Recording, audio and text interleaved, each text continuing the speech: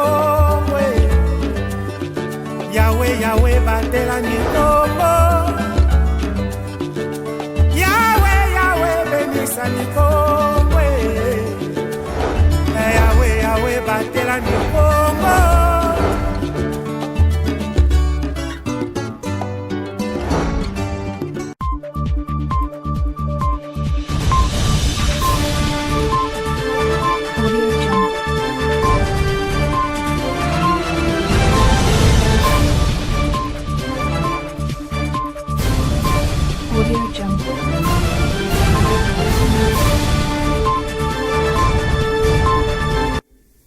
Mesdames, Messieurs, bon début de la semaine et bienvenue dans cette édition du journal. À l'occasion de la Journée internationale du travail célébrée le 1er mai de chaque année, la Ligue des jeunes de l'association sans but lucratif, les Grandes Dames, a organisé une marche de sensibilisation avec quelques sourds de la province du Congo central. Objectif, lutter contre les inégalités sociales et la discrimination des personnes vivant avec handicap. Reportage. Cette marche avait pour objectif sensibiliser la population en vue de lutter contre les discriminations faites aux personnes vivant avec handicap dans les milieux socio-professionnels. Une initiative prise par la présidente nationale de l'association sans but lucratif, les Grandes Dames, Corinne Kessa-Mayo, afin d'obtenir des autorités tant provinciales que nationales des résolutions en réponse aux desiderata des personnes vivant avec handicap. Christelle Alunga, coordonnatrice de la Ligue des jeunes de l'ASB Les Grandes Dames, a dans son mot invité les autorités à l'inclusion des personnes vivant avec handicap en milieu socio-professionnel. Nous croyons que c'est le moment pour chacun d'examiner les obstacles qui s'érigent sur le voie de personnes vivant avec handicap et les portes que nous pouvons ouvrir afin que ces derniers puissent pleinement jouir de tous les droits qui leur sont reconnus. Sur ce, nous, la jeunesse de l'ASBL Le Grande Dame, nous disons tout haut oui à leur inclusion dans le milieu socio-professionnel. Seuls, nous ne saurons mener cette lutte.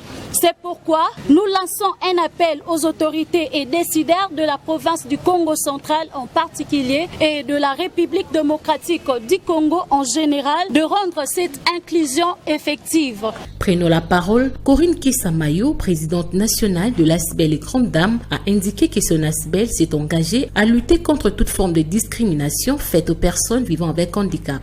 Nous avons opté pour une approche de complémentarité, de synergie et d'égalité des chances entre ces deux structures en s'engageant dans la lutte contre la discrimination de personnes vivant avec handicap et les inégalités sociales. Je vous exhorte vivement à s'engager ardemment en cette lutte acharnée afin d'atteindre notre objectif commun de la justice sociale et de redistribution. Nos remerciements à son Excellence, Monsieur le ministre des Droits humains et à notre gouverneur de province, Monsieur le Dr Guy Bandou-Ndougidi. Béni Soukidi, la membre de l'association des sourds du Congo central, s'est émue de ce geste.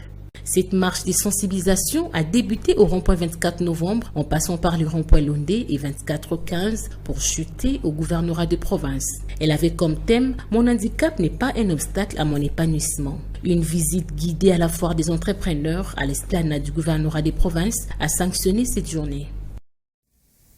Et tournons de page pour parler de la survie. Dépourvue des pompes de la régie des eaux et sels immergées pour puits et forages, la population de la cellule Mbukubaka dans la ville portière de Boma utilise l'eau des puits d'eau locaux sans calcul des conséquences qui en découlent. Suivez ces précisions avec Pacifique Mwanda.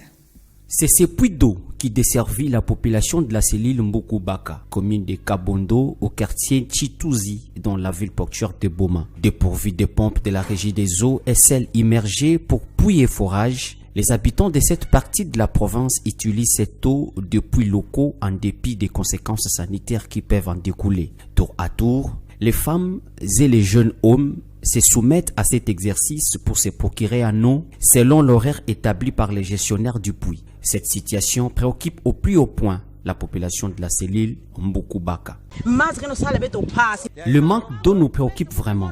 Dernièrement, nous avions reçu Madame le bourgmestre et nous lui avons fait savoir notre difficulté. Nous voulons savoir si nous ne faisons pas partie de la ville portière de Boma. Le chef de cellule Mbukubaka, M. Nicolas Mwakangimbi, lance un SOS auprès des autorités politiques et administratives pour une solution durable.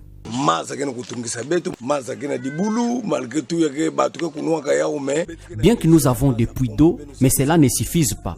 Nous avons vraiment besoin d'eau, que les autorités nous viennent en aide. Nous n'avons pas besoin des denrées alimentaires. Les bienfaiteurs locaux et internationaux sont les bienvenus, l'État congolais y compris. Notons que, outre la problématique d'eau, la cellule Mbukubaku est dépourvue de routes et plusieurs autres infrastructures. Entretant à la présidence, le chef de l'État congolais Félix-Antoine Tshisekedi Tshilombo a rendu les derniers hommages le samedi 29 avril dernier à l'abbé Joseph Ntemon Ntsi dans la cité de Kisantu en présence de plusieurs personnalités du pays. Roger Missamou pour les précisions.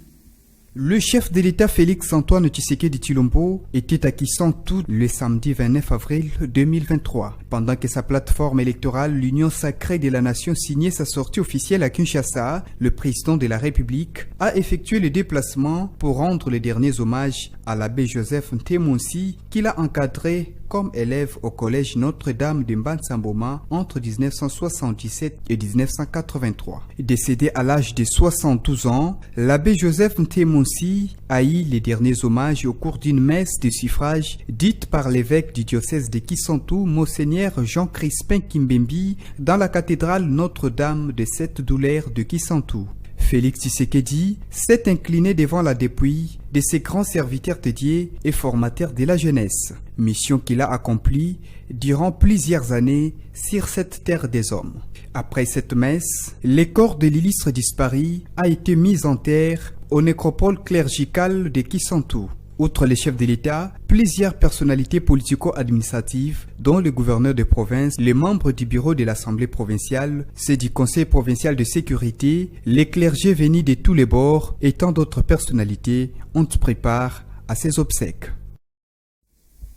Nous l'avons dit au début, la communauté internationale célèbre ce lundi 1er mai 2023 la fête du travail, une journée qui permet aux travailleurs d'unir leurs voix et revendiquer une justice économique et des conditions du travail décentes.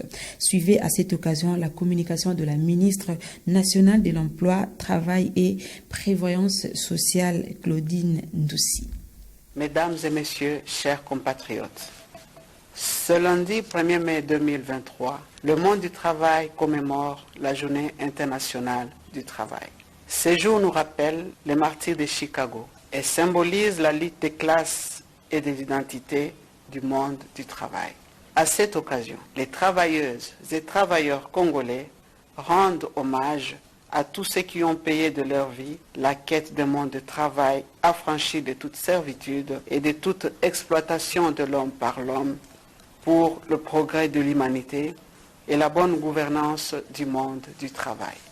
Nos pensées pieuses vont vers nos dignes filles et fils qui ont quitté cette terre et dont nous gardons le meilleur souvenir.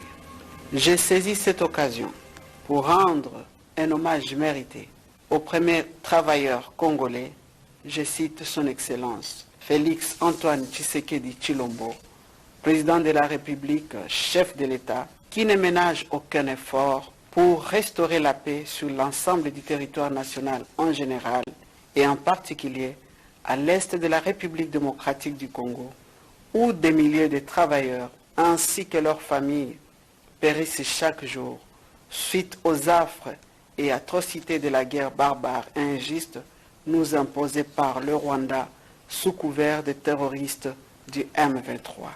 Il en est de même pour nos compatriotes de Kwamut et de la commune de Maluku, victimes des conflits tribaux. Travailleuses et travailleurs, mesdames et messieurs, chers compatriotes, en ces jours mémorables, le gouvernement de la République démocratique du Congo est attentif aux revendications légitimes des travailleuses et travailleurs et voudrait vous rassurer du suivi attentif de la mise en œuvre du programme Pays pour le travail décent, pour lequel les gouvernements, les organisations des travailleurs, les organisations d'employeurs et l'Organisation internationale du travail avons pris l'engagement de collaborer pour une meilleure synergie des interventions en matière de création d'emplois. Et dans l'actualité continentale, les Soudans s'effondrent après 16 jours de violents affrontements entre l'armée régulière et les paramilitaires des forces de soutien rapide. Le pays manque de tout et se trouve au bord d'une nouvelle guerre civile. Suivez les précisions dans ces reportages de nos confrères de TV5 Monde.